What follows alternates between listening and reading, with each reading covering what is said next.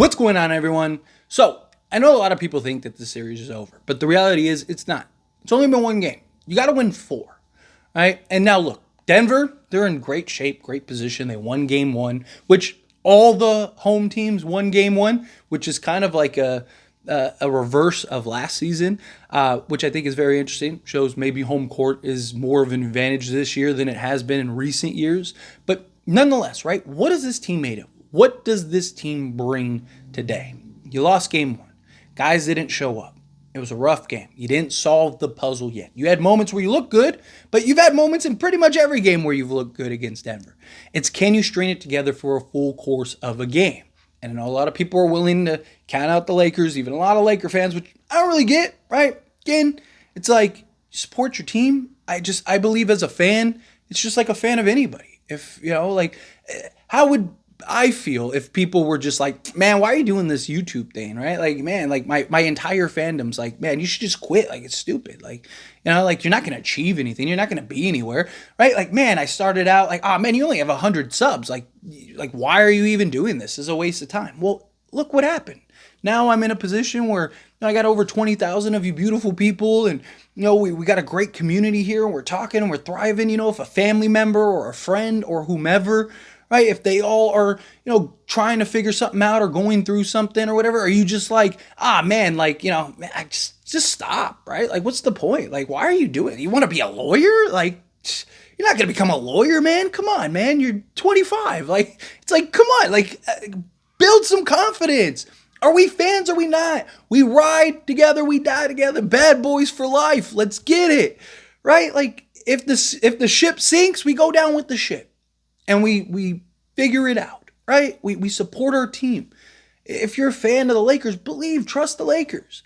But obviously you need more than belief and trust. We need the players and we need this team to show up, right? Like, again, I have confidence in this team. I've said it all season, and so far they've made me look good. I know people, game one. Again, it's game one. Let's see what happens. It's a long series. Lakers win today. Everybody, all the people that are talking and all the Laker fans that have switched are all going to be like, oh, we're back, baby. Like, where were you when we were down? Right? Like, let's wait and see. If the Lakers lose, Lakers get swept again, and they get swept again. We'll talk about it. Right? Lakers win the series. We win the series. We'll talk about it. I say only one team every year, only one team gets to say we were good enough to win the championship. There are 15 other teams that weren't, right? I know a lot of people look at Thunder series and they're like, man, Thunder, like we would have won game one against the Thunder. We may have, but eventually, guess what? We would have had to run into Denver. So what? You'd rather, like, you want to build confidence up, right? All these people are already down on the Lakers and have no confidence in the Lakers. So what? You want to build confidence to run into them in the Western Conference Finals and then lose again? If we're going to lose to Denver, we're going to lose to Denver no matter what. It's how it is. Right? To me, I'd rather get it out of the way. Do it now. We're either good enough or we're not. I've said it from day one. We're either good enough or we're not. I believe we are good enough. We're going to find out. Maybe I'm wrong. And if I'm wrong, then I'm wrong. It happens. Right? Can't be right all the time. But I'm still going to support. I'm still going to stick up with this team. But we need guys to show up.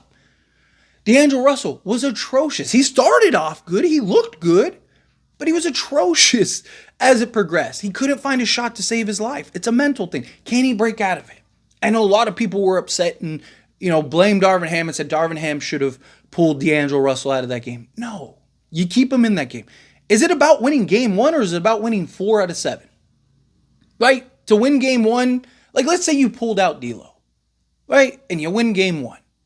We're not winning another 3 out of 7 if D'Lo doesn't show up. If D'Lo is basically a shell of himself. We don't have anybody else on this team that can do what D'Lo does, that shoots as good as D'Lo does, that has, when he has the confidence and he's cooking and he's going, we don't have anybody else on this roster. I mean, not named LeBron James and Anthony Davis, obviously, but even Austin Reaves can't do some of the stuff that D'Lo does at times, right? Like, we need D'Lo's confidence. We need him to believe. And you take him out of that game and you just kill whatever little confidence he has, it's over. We need the other guys to pick it up, right? Austin Reaves. I know a lot of people were like, hey, Austin Reaves wasn't that bad. He wasn't terrible, right? But he wasn't Reaves. He was very timid. He was almost looked scared at times. He had like wide open looks and was just passing them up, right? Like he just was not being aggressive, not looking for a shot, not like he just looked like a guy that just at times almost didn't want to be out there or was scared to be out there. It's like if anyone should have confidence, it's him. He averaged 20 last time in the series, right? It's like, come on, we need these guys to pick it up. Rui, I'm not going to get on Rui too much because, I mean, Rui has his hands full defending Jokic, but can he just get to double digits? Right? Obviously, the Lakers got to get him the basketball. Lakers have to put him in a position to where he can do that. But again, I don't need him necessarily to go get 20. I think that's a tall task for anybody, even a star. It's tough. Like you have to defend Jokic and slow him down for 40 minutes a game, but I also need you to go drop 25. Like it's tough, right? So to me, it's like, can he just give me 10? Right? But more than anything, Austin Reaves and D'Angelo Russell, those are the two guys that need to step up. Said it from day one. We go as far as those guys take us. Because LeBron James and Anthony Davis, they're gonna neutralize essentially Jokic and Murray. We need our role guys to outplay their role guys. And when we were great. When we were keeping KCP, Michael Porter Jr., Jamal Murray, Christian Brown, Reggie Jackson, when we were keeping these guys modest and not letting them go off, we were dominating the matchup. Right? Jokic was getting his. Like, fine, let Jokic isn't the problem. I said it last year, I've said it this year. Jokic could drop 40 a game. It doesn't matter. He's not the issue. It's everybody else. Last year, Jokic wasn't the problem. It was Jamal Murray averaging 32 a game, KCP averaging like 15 a game, and Michael Porter Jr. averaging nearly 20. Like that's what it was. All the other guys, and then Bruce Brown just torching and completely taking D'Lo out of the series. It was everybody else. If Jokic drops 40 and we keep everyone else to 60, then it doesn't matter that Jokic dropped 40. We're going to win the game. Right? But we have to keep everybody else modest. Again, Jokic was eating in game one. And what happened? We were winning. We were up 15. Right? But as soon as we got stagnant and we couldn't buy a bucket for like 5 minutes and, KCP wakes up and Michael Porter Jr. wakes up and all these guys start going off, guess what happened? Boom, it evaporated like that. When Jokic was eating and he was fine, we were winning. As soon as everyone else got going, boom, that was it. And didn't help that D'Lo was terrible and Reaves was not aggressive. And, it's frustrating. I get it. It's disappointing. We've lost 9 times. Well, we're going to find out who this team is. Where's the pride? Right? If everyone shows up today and we lose, right? Like, let's say everybody shows up and we lose, I will still be incredibly confident. I will be more confident than I've ever been. Because if they can keep that up, I believe we'll win 4 games. But if we're bad again and D'Lo doesn't show up and Reaves is timid and, Lakers end up fumbling and it's the same result all over again, then it's like, all right, the series is probably over. Right? I'll still remain confident. I'll still be positive. I'm still going to, like I said, I'll go down with the ship. This is what I am. I'm a Laker fan. It's what we do.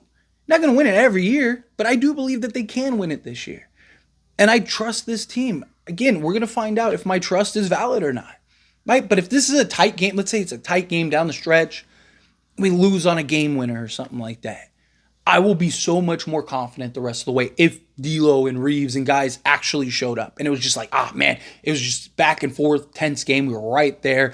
Like, I will believe like, okay, we just showed that we're capable. We just gotta we're at the line. Just gotta get over it. Right? Right now, here's the line. We're still here. Right? Like it's just been the same result over and over and over and over and over and over and over and over and over again. Right? 9 times. I think that was 9. Right? Like it's just been the same result. But if we can at least get to the line game 2, I will feel that much more confident that we can get over it. And I believe once we get over it, we'll be fine. Right? Used it as in a Rubik's Cube, right? Example, right? When you're first trying to solve in a Rubik's Cube, it looks impossible. You're like, man, what? I'm never going to be able to solve this, right? And you try, and you try, and you try, and you try, and you try. You use little cheat codes. You do everything you can. And it just seems impossible. But then you solve it. And then once you solve it, it gets a little easier, and then a little easier, and then a little easier. And then before you know it, you're setting world records solving the Rubik's Cube, right? Like, to me, that's kind of how I'm looking at the Lakers in Denver. right? Denver is this puzzle, this Rubik's Cube that the Lakers have not been able to solve 9 times now. They can just solve it that one time. Is today that day? We're going to find out. Again, I'm going to ride with this team. I'm going to believe with this team.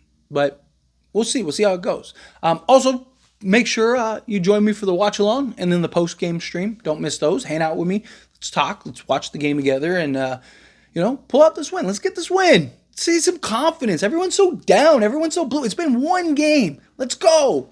Let's keep lighting the fire for this team. Instead of trying to tear this team down, let's uplift them. Come on, it's positivity. Let's get this W. I believe in this team. Let's get it. Let's tie this series going back to LA. Lakers did their job.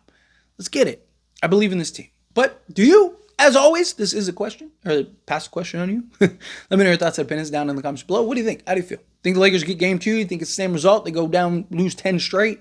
Again, however you feel, whatever your thoughts are, I'd love to hear it. Let me know down in the comments below. That being said, if you haven't liked this video, hit that like button. Helps me a lot. Helps me enjoy these types of videos, and I truly appreciate it. Not subscribe to the channel, hit that subscribe button. Turn on the bell notifications. Appreciate y'all. See you in the next one. Thank you.